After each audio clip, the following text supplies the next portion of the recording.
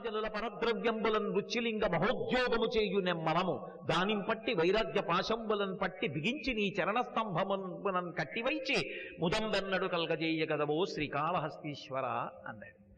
ఈశ్వరుణ్ణి జోక్యం చేసుకోమని అడగడం శరణాగతి, అది బలహీనత చెప్తారు.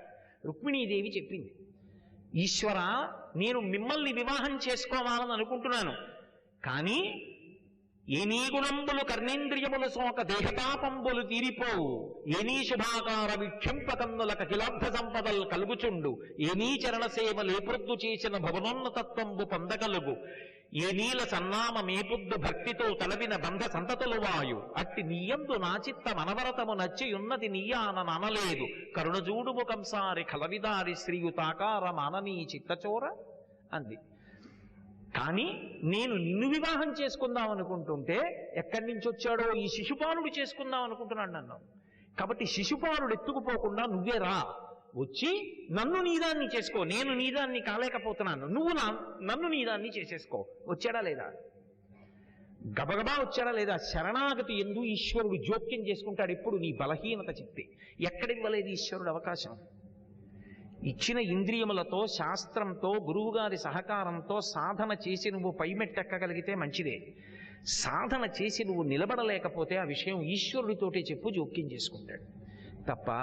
తప్పు చేసి అస్తమానం వెళ్ళి పెద్ద మహాభక్తుళ్ళ విభూతి రేఖలు పెట్టేసి, బొట్టు పెట్టేసి, లాల్చీ వేసేసుకుని, రుద్రాక్షమాలు వేసేసుకుని, మెళ్ళలో మల్లెపూలు దండేసుకుంటే నీకు తెలీదు నేనెవరినో. ఆయనకి బాహ్యాడంబరం కాదు కావలసింది, నువ్వు లోపల ఏమై ఉన్నావు, అది భక్తి అన్న మాటకు అర్థం. వాడు ఉన్నాడు అన్న విశ్వాసము, వాడు ఉన్నాడు, చూస్తున్నాడు కాబట్టి నేను వాడు చెప్పినట్టు బ్రతుకుతున్నానా లేదా. వాడు చెప్పినట్టు అన్నప్పుడు వాడు చెప్పినవన్నీ మాకు ఎక్కడ తెలుస్తాయండి, ఎలా బ్రతకాలో అంటే సమస్త శక్తులు వాడి నుండి వచ్చాయని నువ్వు నమ్మగలిగితే అదొక్కటి చాలు. అప్పుడు నీ ప్రవర్తన తనంత తాను నియంత్రింపబడిపోతుందంతే. ఇక దానికి ప్రత్యేకమైన ప్రయత్నం అక్కర్లేదు. ఇది వాడిచ్చినది, మీరు మరొకలా వాడలేరు. ఎంత అవసరంలోనో ఉన్నాడండి మిత్రుడు, ఇవాళ 50,000 రూపాయలు చేతిలో లేకపోతే చచ్చిపోతాడు. ఎందుకంటే అతనికి వైద్యం జరగదు, 5 పైసలు లేవు. నేను బ్యాంకులో ఉద్యోగస్తుడిని. బ్యాంకులో ఓ 2 లక్షల రూపాయలు తీసుకుని కౌంటర్లో కూర్చున్నాను. ఇప్పుడు నా మిత్రుడు 50,000 లేకపోతే మధ్యాహ్నానికి చచ్చిపోతాడని తెలిసిన నేను ఇందులోంచి 50,000 ఇవ్వగలనా? నాది కాదు, నేను ఇవ్వలేను. ఈ శక్తి నాది కాదు, ఈశ్వరుడిది. నీ ఇచ్చ వచ్చినట్టు నువ్వు వినియోగించగలవా? నువ్వు ఒక ఉద్యోగంలో ఉంటేనే అంత భయపడి వాడని వాడివి, పరమేశ్వరుడు ఇచ్చాడన్న నమ్మకం నీకుంటే ఎందుకు వాడతావు? అంటే మీ బోంట్ల గురించి కాదు, మీరు పెద్దలు, మీరు ఇవన్నీ అనుష్ఠిస్తున్నవారే, నాకు నేను హెచ్చరిక చేసుకోవడం. కాబట్టి భక్తి చేత కర్మ నియంత్రింపబడుతుంది, అందుకొచ్చింది భక్తి. అంతేకాని దీపంలో 3 ఒత్తులైనా 2 ఒత్తులైనా, ఆవు నెయ్యి పోయినా, ఇటు తిప్పనా అటు తిప్పనా, ఎన్నాళ్ళు కర్మ దగ్గర ఆగిపోతావు? కర్మ కన్నా పైకి ఎదుగు, అప్పుడు పూజ ఆగదు. ఇదంటాడు వివేకానందుడు. పూజా మందిరంలో పూజ చేద్దామనుకోవడం తప్పు కాదు, పూజా మందిరంలో చచ్చిపోదామనుకోవడం తప్పు. ఏదో ఒకనాడు ఈ విశ్వమంతా నీకు పూజా మందిరము కావాలి, అంతటా పరమేశ్వరుడే కనపడాలి. విశ్వమునకు బదులు విశ్వనాథుడు కనపడాలి, విశ్వమునందు విష్ణువు కనపడాలి. ఆ కనపడడం అన్నది నువ్వు ఎదగడంలో ఉంటుంది. అందుకే అడ్డంగా పుట్టిన వెన్నుపాము నిలువుగా పెరుగుతుంది ఒక్క మనుష్యుడికి. భూమికి అడ్డంగా పుడతాడు కానీ నిలువుగా పెరుగుతాడంటే ఊర్ధముఖ చలనం చేసి పరమాత్మ యొక్క జ్ఞానాన్ని పొందు. అందుకొరకు కర్మలు ఆచరించు. ఇతర ప్రాణులు ఇలా ఆచరించలేరు. ఇలా ఆచరించిన కర్మలు ఇతపూర్వం బంధనములకు ఉపయోగపడిన కర్మల యొక్క కట్లు వదులైపోవడానికి పనికొస్తాయి. ఇప్పుడు కర్మని విడిచిపెట్టేటట్టు చేస్తుంది, చిత్తశుద్ధి కలుగుతుంది.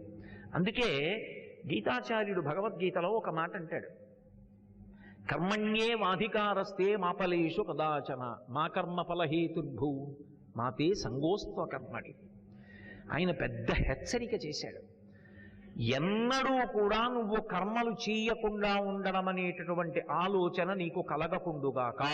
మాతే సంగోస్త్వ కర్మణి, నేను కర్మ చెయ్యనన్న మాట నువ్వు అనవద్దు. కర్మలు చెయ్యకుండా ఆగిపోయినంత మాత్రం చేత అసలు నీకు పాపపుణ్యములు అంటకుండా ఉండడం అనేటటువంటిది సంభవము కానే కాదు. నువ్వేం చెయ్యాలి? కర్మణ్యేవాధికారస్తే మా ఫలేషు కదాచన. ఈ విషయాన్ని బాగా నువ్వు దృష్టిలో పెట్టుకో. ఇది రెండో మార్గం. ఇందులో మీరు ఏ మార్గంలో వెళ్ళినా పరమేశ్వరుడి దగ్గరికే వెడతారు. ఈ ఉపన్యాస వేదికకి రావడానికి 3-4 మార్గాలు ఉండి ఉండవచ్చు. నేను ఓ మార్గంలో వస్తున్నాను. ఏ మార్గంలో వచ్చినా ఇక్కడికే వస్తారు. అలాగే భగవంతుణ్ణి చేరుకోవడానికి కర్మానుష్ఠానమునందు గుర్తుపెట్టుకోవలసినటువంటి విషయం ఒకటి ఉంది. మనిషి బంధనమునకు కారణము రాగము, ద్వేషం. ఇవి రెండు అక్క చెల్లెళ్ళు. నాకు కోరిక ఉందనుకోండి, పక్కన కోపం ఉంటుంది. ఎందుకంటే కోరిక ఉంది, తీరకపోతే కోపం. రెండు పక్క పక్కనే కూర్చుని ఉంటాయి. అవి అవకాశం కోసం ఎదురు చూస్తాయి. కామక్రోధశ్చ లోభశ్చ దేహే తిష్టంతి తస్కరాః జ్ఞానరత్నాపహారాయ తస్మాత్ జాగ్రత్త జాగ్రత్త.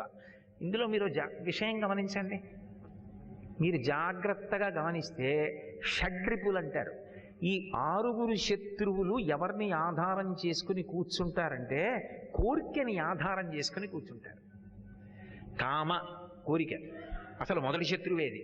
ఎందుకంటే అది పుట్టగానే తీరకపోతే ఓ కోపం, తీరితే ఓ కోపం. ఎంత చమత్కారంగా ఉంటుందంటే, నే పట్టుకుంటాను ఇవ్వండి అన్నారు అనుకోండి. మీరు ఆయన ఏదో పళ్ళెం పట్టుకున్నాడు, నాకు ఒకసారి ఇవ్వండి అన్నారు. పర్వాలేదు వెళ్ళండి నేను పట్టుకున్నాను. అలా కాదండి ఒకసారి ఇవ్వండి అన్నారు, పర్వాలేదు వెళ్ళండి అన్నారు. మీకు చటుక్కున కోపం వస్తుంది. ఇమ్మంటే ఇవ్వడేమిటి, పర్వాలేదంటాడేమిటి? అది చాలా చిన్న విషయం. పళ్ళెం మీరు పట్టుకోవడం ఎందుకు, నేను పట్టుకుంటాను లేండి అని వాళ్ళ ఉద్దేశం. పాపం గౌరవంతో. ఏం గౌరవం? అడిగినప్పుడు ఇవ్వండి గౌరవం ఏమిటండి? అడిగినప్పుడు ఇస్తే గౌరవం, కానీ పర్వాలేదు లేండి అని తను పట్టుకుంటే గౌరవం ఏమిటండి అంటాడు వీడు. దానికి పరిష్కారం ఏమిటి? పళ్ళెం పట్టుకోవాలన్న కోరిక తీరలేదు కాబట్టి ఏదొచ్చింది? కోపం వచ్చింది.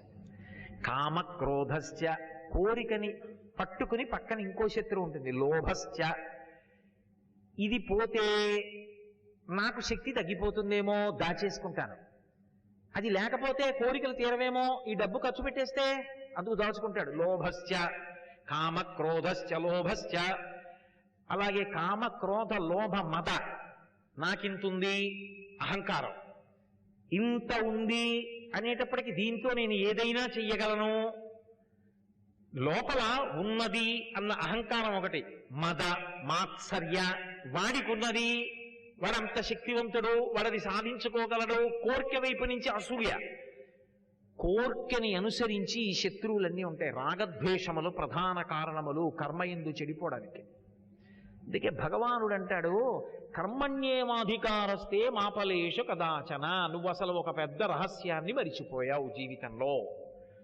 నీ కర్మకి ఫలితాన్ని నువ్వే ఇవ్వగలిగినా, నువ్వు చేసిన కర్మ ఫలితాన్ని ఇవ్వగలిగినా అసలు నిన్ను పట్టుకునేవాడు ఇంకొకడు లేడు. నేను సత్యనారాయణ వ్రతం చేస్తే నా అనారోగ్యం తగ్గిపోతుంది అంటే నేను వ్రతం చేసేసి అనారోగ్యం పోగొట్టేసుకున్నాను అనుకోండి.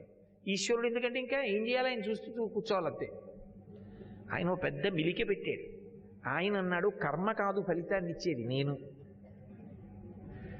ఇప్పుడు కర్మ ఫలితాన్ని ఇస్తుందా, చేసిన కర్మ చేత ప్రీతి చెందిన భగవానుడు ఇవ్వాలా?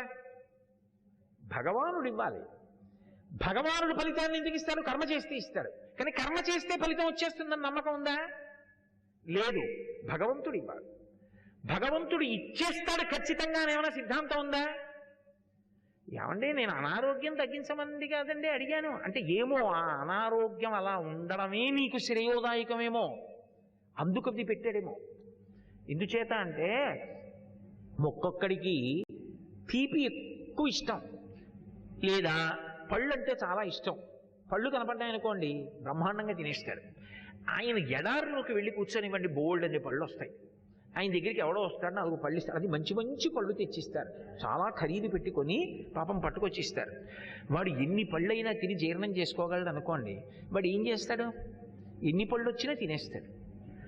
భగవానుడు ఏం చేస్తాడంటే, వీడికి చాలా పళ్ళు వచ్చేటటువంటి కాలము సంప్రాప్తమవుతోంది, వీడికి గౌరవం కలుగుతుంది, వీడికి చాలామంది పళ్ళు పట్టుకొచ్చి ఇస్తారు, వీడికి జిహ్మచాపల్యం ఉంది, వీడి పళ్ళన్నీ తినేస్తాడు, దాచుకుంటాడు తిందామని, ఎవరికి ఇవ్వడు. అందుకని వీడికి మధుమేహం పెడదాం. పెడితే కళ్ళ ముందు అన్ని పళ్ళుంటే గబుక్కుని తినేస్తానేమో అని ఇచ్చేసుకుంటాడు. ఎలా ఇచ్చినా పళ్ళు ఇచ్చుకున్నాడుగా, ఈ ఫలితాన్ని అడ్డుపెట్టి వీడికి మంచి చేద్దాం.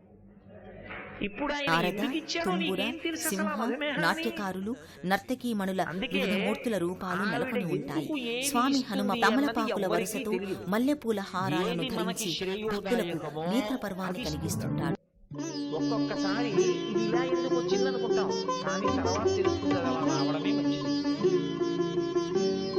వాంఛితార్థ ప్రదాయిని, అడిగినవన్నీ ఇవ్వడం, ఏది మనకి ఉపయుక్తమో అది ఇస్తాడు. భగవంతుడు అమ్మలాంటి వాడు. అందుకే భగవంతుని యొక్క చర్యల యందు కాఠిన్యం ఉండదు. హనుమాన్ అమ్మ మందిరానికి అడిగినవన్నీ సమీపాన్ని పెట్టదు. సుబ్రహ్మణ్య స్వామికి నువ్వుల గుండ ప్రతీకైన చేసిందనుకోండి, నాగదేవుని మంచి సువాసన శిలామూర్తి వస్తుంది ఇంట్లో. అలరారుతుంటుంది. అమ్మా, నువ్వుల గుండ సర్వశక్తి అన్నం ప్రదాత అయిన తింటావా? నీకోసమే సుబ్రహ్మణ్యేశ్వరుణ్ణి చేశాను. భక్తులు కూరలు నమస్కరించి చేసి తినమంటుంది. ఇంత భక్తితో నువ్వులు ప్రదక్షిణలు వేసుకుని చేస్తారు. కలుపుకుంటూ ఉంటే ప్రత్యేక చాలా పర్వదినాలలో తిన్నాడు. స్వామి అమ్మ, నాగేంద్రునికి ఇంకొంచెం నువ్వులు విశేషార్చనలు నిర్వహిస్తారు. లేదురా, వందే అదే శక్తిధరం కమ్మా, సీసాలో ఉంది శివాత్మ కదా. తనయం మీ అంటూ చెల్లెలి కోసం భక్తులు నాన్నగారి కోసం కీర్తిస్తారు. దాచానురా. నాన్నగారు వాళ్ళ ఆఫీసులో ఎవరికో పట్టుకెళ్ళి ఇవ్వాలన్నారు. మళ్ళీ అస్తమానం ఎక్కడ చేస్తాను రా, నువ్వు పప్పు అంతా వంట చేస్తాను, అప్పటికి నీకు కొద్దిగా వేశానుగా, వద్దులే. నిజంగా అందుకే అమ్మ దాచింది. అందుకు కాదు. మరి అబద్ధం ఆడి కొడుకు ఎందుకు పెట్టవా? అమ్మకి తెలుసు వాడు ఎక్కువ తింటే వాడికి దగ్గు వస్తుంది, 10 రోజులు తగ్గదు, వేడి చేస్తుంది. అందుకని 2 చెంచాలే వేసి పెట్టింది. పెట్టకపోవడంలో ప్రేమ ఉంది, పెట్టడంలో ప్రేమ ఉంది. వరాల తల్లి ఆది భగవంతుడు పరాశక్తి నీకొకటి శ్రీ ఇచ్చినా పెద్దమ్మ ప్రేమ తల్లి ఉంది, పసుపు మేని ఇవ్వకపోయినా ఛాయతో ప్రేమ ఉందని విశాల నమ్మగలిగితే నేత్రద్వయంతో భక్తి యొక్క పై బంతిపూల మెట్టెక్కి. హారాన్ని ధరించి పంచపడగల నాగశేషు ఇస్తేనే ఆభరణంతో భగవంతుడు దర్శనమిస్తుంది. ఉన్నారనుకోండి, ఒక చతుర్భుజాలను స్థాయిలో నిలబడతాడు. వివిధ ఆయుధాలను ధరించి అది కూడా నేత్రపర్వంగా ఇంకా పై స్థాయికి కానవస్తుంది. వెళ్ళాడనుకోండి, సకల సృష్టిని నాకు నడిపించే పెట్ట కర్రలు ఆది కొట్టినా పరాశక్తికి నీ అనుగ్రహమే అన్నా అభిముఖంగా కూడా అమ్మవారి సింహవాహనం మీరు నెలకొని సేవింపక ఉంటుంది. ఆపదలు పడమని, సింహవాహనానికి నిత్యోత్సవం సమీపాన గొప్పని, జనమత్వం ఆలయ గలని, ఆవరణలో సంసార అమ్మవారికి మోహపు ఎదురుగా పైగొని, కూర్మం జ్ఞానము అంటే గలని, తాబేలు గ్రహణము ఉంటుంది. కుందింపని, భక్తులు మేలు వరుసగా వచ్చిన నిలబడి వాణి, అమ్మవారికి అభినవ ఇచ్చే హారతిని భూషణములేసి కళ్ళకద్దుకుని కాళహస్తీశ్వర. తీర్థప్రసాదాలను మెత్తని, స్వీకరిస్తారు. ఎలుగని, ఈ లోలోని, ఆలయంలో నిందించని, కొలువైన చీకాకుని, గంగాధరుడికి మహత్తులని, జలమంటే జలొగ్గని, జలాభిషేకం అంటే మూకీ చాలా భావములను ఇష్టం. తిట్టని, త్రోయని, అభిషేక నీ ప్రియుడైన కారుణ్యము ఆ కలిగి ఉండెదను, శంకరుడికి అంతే చాలు పంచామృతాలతో హరిద్ర అది పతాక కుంకుమోదకాలతో జరిగే అభిషేక ఇంకా ఆ వేడుక స్థాయిలో కడు రమణీయంగా ఏది భాసిస్తూ చేసినా ఉంటుంది. మాధుర్యమే. ఈ అభిషేక చెరుకు కర్రని దృశ్యం కట్టిపెట్టి వీక్షించడానికి నరికిన, పరిసర పళ్ళ మధ్య ప్రాంతాల పెట్టి నుంచి నమిలిన, భక్తులు మరమధ్యలో తరలి వస్తారు. తిప్పిన, కేశ్వలి శ్రీ తీయటి శివకేశవనాథ స్వామి జాలువారి ఆలయ రసంలో పరిసరాల్లో కొలువైన పరమేశ్వరునికి అది జరిగే భక్తి అభిషేకాలు యొక్క చరమ.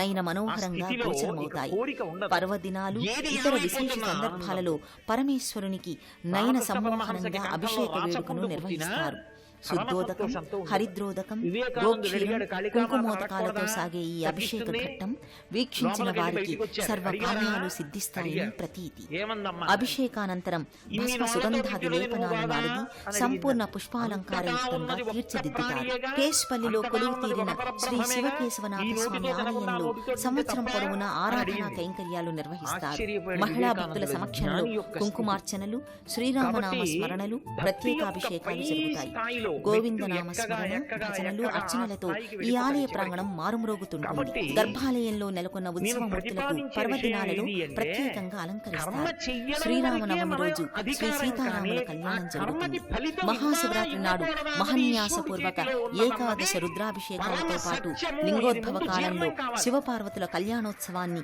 నేత్రపర్వంగా లేదండి, నేను ఈ పని నిర్వహిస్తారు. చేస్తే జక్రాన్పల్లి ఫలితం మండలం వస్తుందండి చేశాను కేశ్వల్లి అనుకోండి. గ్రామంలోని రాలేదు, శ్రీ శివకేశవ ఏమైపోతావు? స్వామి ఆలయంలోని దేవతామూర్తులను నిలబడిపోతారు. దర్శించుకున్న భక్తుల మనస్సులు నమ్ముకున్నానండి, అవలేదండి ఆ పని. రసప్లావితమవుతాయి. మీరు ఆ పారిపోతారు. భగవంతుని అభీష్టంతో నా వంతు భక్తుని ప్రయత్నం సంకల్పంతో చేస్తానండి, అది నాకు రూపుదిద్దుకున్న ఈ శ్రేయోదాయకమైతే ఆలయ ఈశ్వరుడు దర్శనం ఇస్తాడు. బహుజన్యుల రాలేదు. పుణ్యఫలం. నాకేదో ఆ శ్రేయస్సు హరిహరుల లేదన్నమాట, అందుకే దివ్యాశీస్సులు ఈశ్వరుడు ఇవ్వలేదు. మనందరిపై రెండు ప్రసరించాలని నమస్కారాలు. పెట్టి మనస్ఫూర్తిగా వేడుకుందాం. సర్వే జనా ఇప్పుడు సుఖినో భవంతు. మీరు స్వస్తి. సంతోషిస్తారా, కేశ్పల్లి సంతోషించారా? శివకేశవ స్వామి అందుకే ఆలయ ముందు విశేషాలను సత్యాన్ని తిలకించాం కదా. అంగీకరించాలి. ఆ సత్యం హరిహరుల విడిచి వివిధ మీరు ఎంత దేవతామూర్తుల పరిగెత్తినా ఆశీస్సులు మీరు మనందరిపై సాధించగలిగినది ఉండదు ప్రసరించాలని లోకంలో. కోరుకుందాం. ఇది సత్యమని గుర్తెరుగు. నీ సంకల్పము వలన, నీ కర్మ వలన ఫలితము రాదు. నీ సంకల్పము నీవు చేసిన కర్మకి తరతరాల ఈశ్వరానుగ్రహము కళతో ముడివేసే తోడైతే ఫలితం చేనేత వస్తుంది. బంధం. ఇదే ఉత్తరాఖండలో సీతమ్మ. గుజరాత్ లో బంధాని చీరల వస్త్ర ప్రపంచం. వినూత్న పండ్ల మొక్కల సేకరణపై ఎంతో ఆపేక్ష. దక్షిణ కన్నడ నేలపై ఓ ఉద్యాన రైతు మొక్కవోని దీక్ష. సామాన్యుల అసమాన విజయ గీతిక జయహో. ఆదివారం సాయంత్రం 4:10 మీ ఈటీవీ తెలంగాణలో. ఏం అడగలేదు.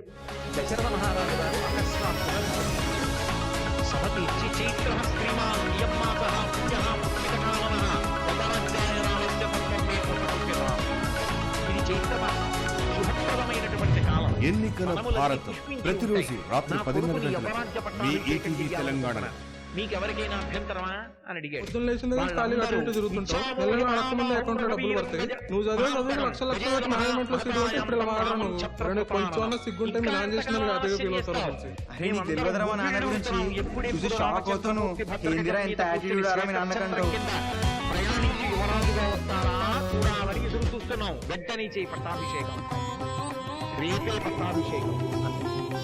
రాముణ్ణి పిలిచాడు, గబగబా వచ్చాడు, చేతులు కట్టుకున్నాడు, నిలబడ్డాడు, తండ్రికి అభివాదం చేశాడు. తండ్రి ఏమి ఆజ్ఞ?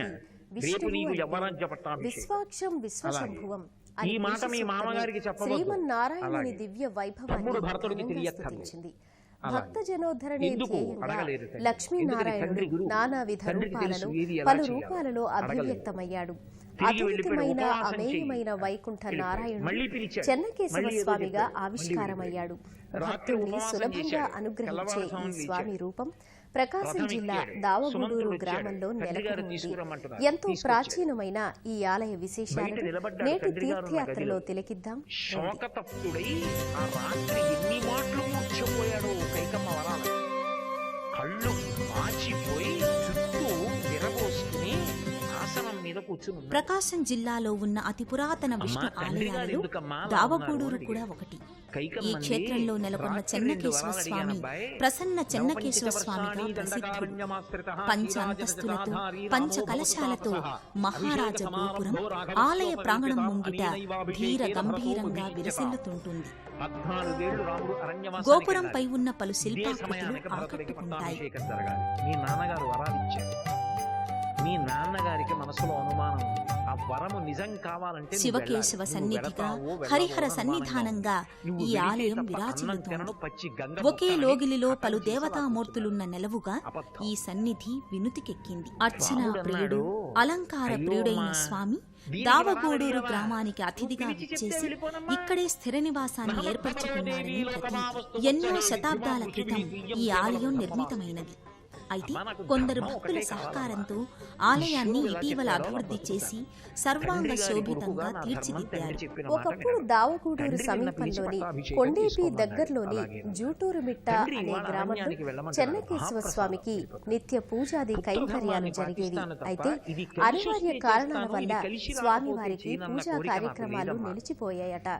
దాంతో ఓ భక్తుడికి స్వప్నంలో స్వామి గోచరమై తన ఉనికిని తెలియపరిచి అతని స్వగ్రామంలో తనని ప్రతిష్ఠించమని ఆదేశించాడని చెబుతారు. దాంతో గ్రామస్తులందరూ సమైక్యంగా భక్తిపూర్వకంగా శ్రీ భూసమేత చెన్నకేశవ స్వామిని దావగూడూరుకు తోడ్కొని వచ్చారట. గర్భాలయంలో చెన్నకేశవ స్వామి ఇరు దేవేరులతో సర్వాలంకార శోభితంగా అలరారుతుంటారు. స్థానక భంగిమలో ముగ్గురు మూర్తులు ముగ్ధ మోహనంగా తేజరిల్లుతారు. కిరీటాది అలంకారాలతో నానావిధ ఆభరణాలతో పుష్పమాలికలతో జగన్మోహనకరంగా చెన్నకేశవుడు భాసిల్లుతాడు. మిసిమి చెందిన పసిడి ఛాయల సౌందర్యం అతిశయించగా పుష్పమాలికల గుబాళింపుతో పుష్పహాసుడు పరవశాత్మకంగా దర్శనమిస్తాడు. బంతులు చేమంతుల మాలికలతో పుష్పాల వర్ణం సువర్ణ కాంతి ఒకదానికొకటి పోటీ పడుతున్నట్టుగా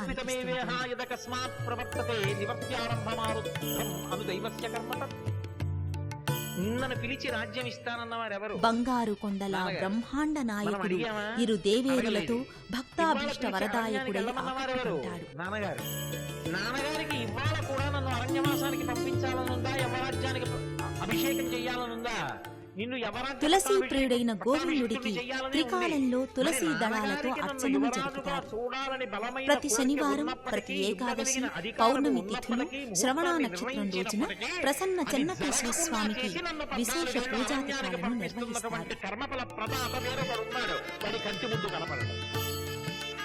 నువ్వు తండ్రి మీద ఎందుకురా యుద్ధం చేస్తావు? ఆయన దోషమే ఉంది. ఈశ్వరుడు కంటి ముందు కనపడరా? ఫలితం స్వామి మూలవరుల సమక్షంలో ఉత్సవ బేరాలుంటాయి. శంఖ చక్రాలను ధరించి అభయవరద ముద్రలతో చెన్నకేశవ స్వామి దర్శనమిస్తారు. కేశవుడంటే క్లేశాలను తొలగించేవాడు. బ్రహ్మరుద్రులకు ప్రవర్తకుడిగా, నియామకుడిగా కేశవుడు ప్రతీతి. తిరునామం, శంఖ చక్రాలతో అభయాన్ని, వరాలను అనుగ్రహించే దేవదేవుడే కేశవుడు. అలాంటి పురుషోత్తముడు పుంసాం మోహన రూపుడు చెన్నకేశవ స్వామిగా ఇక్కడ కొలువుతీరి భక్తులను అనుగ్రహిస్తున్నాడు. నిర్లక్ష్యంగా కర్మ చెయ్యను, పరమశ్రద్ధతో కర్మ చేస్తాను. కానీ కర్మ వల్ల ఫలితం వస్తుందా? ఈశ్వరానుగ్రహం వస్తే వస్తుంది, లేకపోతే లేదు. వచ్చింది సంతోషం, ప్రసాదం.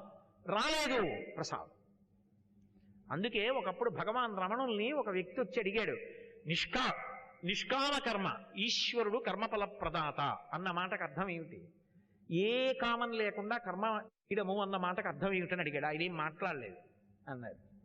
ఆయన మౌనయోగి, ఎక్కువ మాట్లాడేవారు కాదు. ఆయనతో వెళ్ళాడు.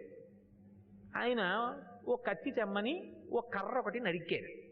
నరికి దానికి ఉన్న తొక్క అంతా తీస్తున్నారు. ఏమిటి రమ్మన్నారు, జవాబు చెప్పరు. అలా చూస్తూ కూర్చున్నాడు అతను. ఆ తొక్క అంతా తీసేసి దానికి ముళ్ళు ఉన్నాయి, ముళ్ళు మొదట్లో ఉంటాయి, అవి గుచ్చుకుంటాయి. అవన్నీ జాగ్రత్తగా చెక్కేశారు. ఇప్పుడు కర్ర తెల్లగా నున్నగా తయారైంది. రెండు వైపులా సమానంగా నరికి ఓ రాయి మీద పెట్టి అరగదీశారు. చక్కగా అందంగా తయారయ్యాయి రెండు వైపులా కూడా. ఇప్పుడు ఆ కర్ర పట్టుకుని అటు ఇటు తిప్పి చూశారు. ఎంత అందంగా ఉందో తెల్లటి కర్ర. అది తీసి అతనికి ఇచ్చి వెళ్ళన్నారు. వాడు తెల్లబోయాడు. నేను అడిగింది ఏమిటి, మీరు ఇచ్చింది ఏమిటి అన్నాడు. ఇదే నిష్కామ కర్మ అంటే. ఇంత కర్ర చెక్కడం కర్మ, ఏ కోరిక లేకుండా చెక్కి నీకు ఇచ్చేయడం నిష్కామ కర్మ. అంటే భగవంతుడు ఫలితాన్ని ఇస్తాడు తప్ప మనం చేసిన కర్మ ఫలితాన్ని ఇవ్వదన్న సత్యాన్ని మొదట అంగీకరించి కర్మ చేసిన వాడెవరో వాడు ఈశ్వరుడికి ప్రీతిపాత్రుడు అవుతాడు. అవి కర్మబంధనములను విడతీసేస్తాయి. అందుకే మా కర్మ ఫలహేతుర్భో మాతే సంగోస్త్వ కర్మని. కర్మలను మానవద్దు, కానీ కర్మ ఫలితం నీ చేతిలో లేదన్న సత్యాన్ని గుర్తుపెట్టుకో. తప్ప ప్రతిదానికి ఇది అయిపోతుందని అనకు. కర్మ చేస్తున్నానా లేదా, దానికి తగిన పని నేను చేస్తున్నాను, అంతవరకు నేను అధికారిని. అది చెయ్యడం వరకే. దానికి ఫలితం ఈశ్వరానుగ్రహం, ఆయన ఇవ్వవలసిన వాడు, అంతే, అంతవరకే. అలా సత్యాన్ని జీర్ణం చేసుకోగలిగితే సంగము లేకుండా కర్మ చేస్తాడు. సంగము లేని కర్మ అన్న మాటకు అర్థం ఏమిటి? అసలు అది కుదురుతుందా లోకంలో?